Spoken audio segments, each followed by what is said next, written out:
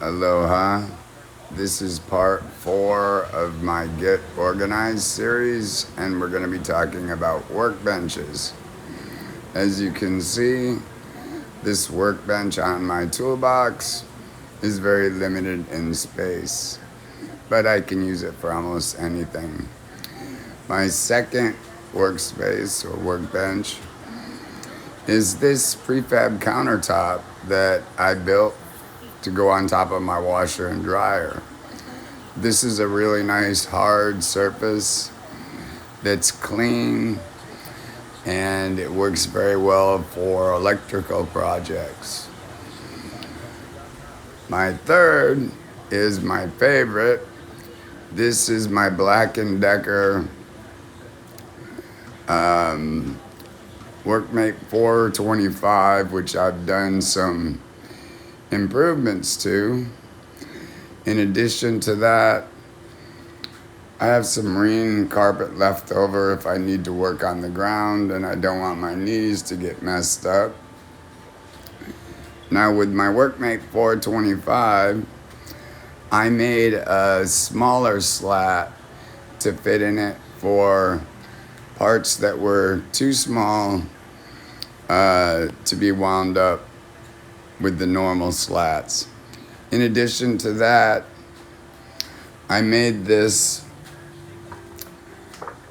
portable table for my vise that also fits inside my Workmate 425 so that it makes it easier for me to work on parts in my vise.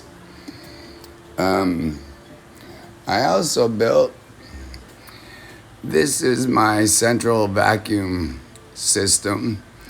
I ran 2-inch pipe all the way around up at the top of my ceiling with 4 drops so that you don't need a electrical cord, you don't need to move it around, all you need is the hose, and you can turn it on. You also need lights, and so I hooked them up to a remote control server. So you can see the lights up above, LEDs, turn them off, turn them on. Also, my central vac, turn it on.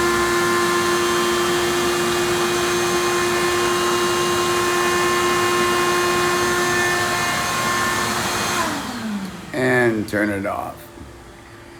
Here's one of the drops. It just has a cap on it. You take the cap off and you plug your hose in. Then, because on this drop you'll see that there's an extension, because most things you vacuum up are heavier than air. So any particles that are heavier than air will go into this. You remove the cap into a bucket, and that takes care of that. Anyway, those are my workbenches or my Get Organized series. I will link any of the videos that I previously made about these things in the description. Aloha and stay safe.